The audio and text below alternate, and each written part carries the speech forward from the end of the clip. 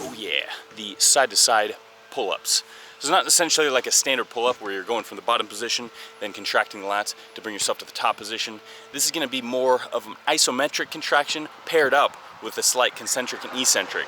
So you're gonna be bringing yourself to the top position or as high as you can get. Your chin might not be able to get up to the bar, but that's okay because you're gonna bring yourself to one side, straightening one arm, and then bring your to the next side. So it's gonna be an alternating motion. You feel a lot of contraction, not only the lats, but the kind of that traps, kind of teres minor and major, really that scapula in general. And it's a hard one for sure. So really kind of keep that tension in there. You don't necessarily have to pull the shoulders back too far, but you do want to kind of keep the scapula, or at least the shoulder blades, depressed slightly, so that way it is going to engage your traps to help stabilize that motion and keep that core tight too, so you're not swinging too much throughout it. Whew, already feeling pumped. Oh yeah. And if this exercise is proving to be a little bit difficult because it is hard, there's a slight variation you can do where you're basically going to be drawing a V with your body. So you're going to be going back down into the starting position of a pull-up, and then you're going to be bringing yourself to the right side, back down to the starting position, and then back up to the left side. It's still a little difficult, but it is easier than the standard side to side. Woo! Oh yeah!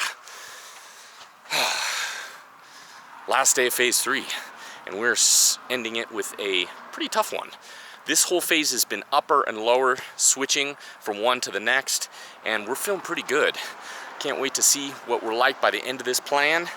It's gonna be buffness on a whole new level. Yeah.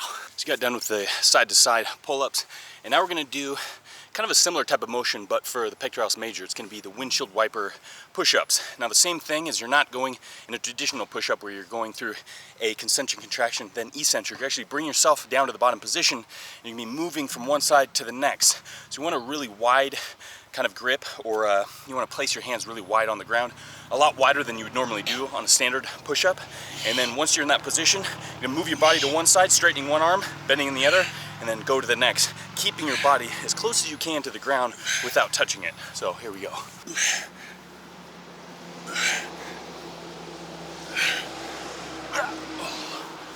Okay, first set down. Felt pretty good.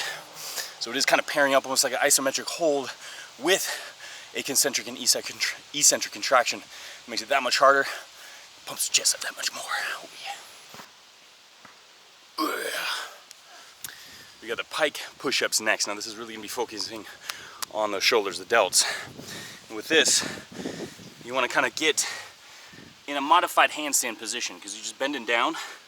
Here, you wanna get as close as you can for your head to face the ground.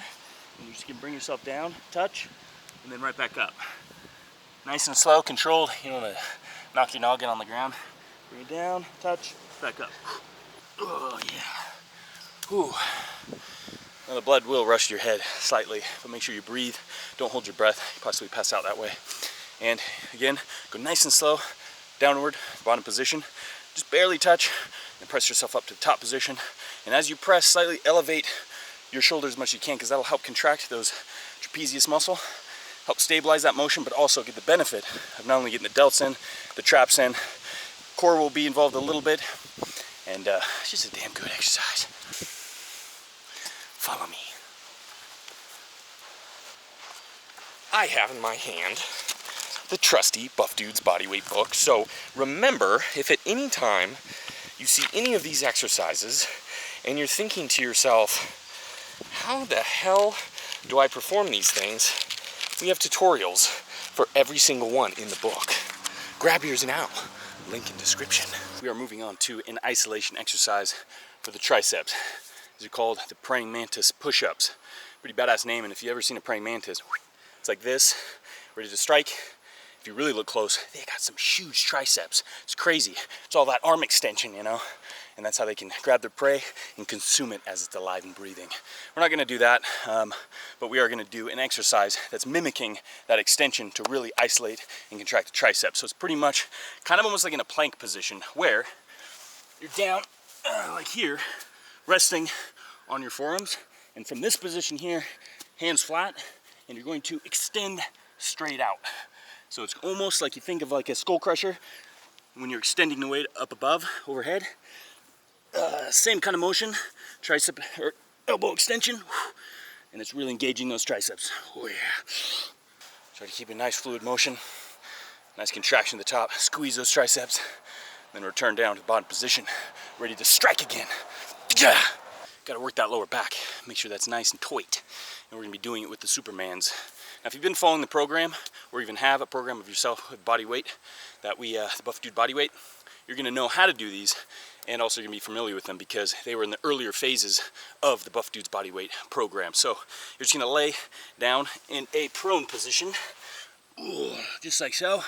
You're gonna straighten those arms out like you're flying like Superman. You're just gonna raise the lower and upper half up, get a nice squeeze, immediately gonna feel that contraction in that lower back.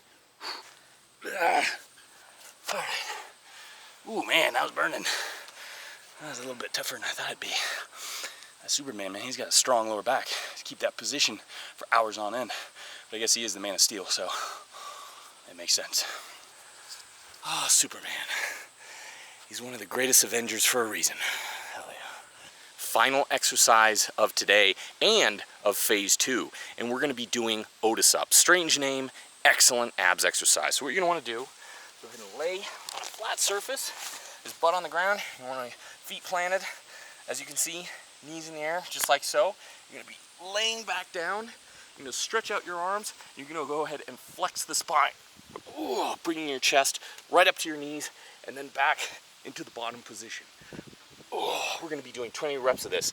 And I know this is the body weight plan, so feel free to do it this way if you'd like. If you'd like to make it a little bit more intense, you can feel free to hold a weight right here, and then that's gonna give you a little bit extra activation in those delts.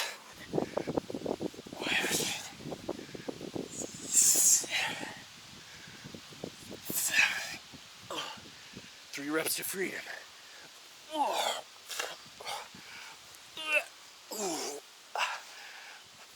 And you always gotta end OTIS ups with a double front bicep. Yeah! That's it. Phase 2 is done. This workout is done. Hope you enjoyed it.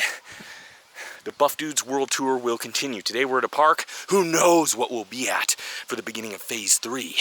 Till then, grab the book, link in the description, and stay buff.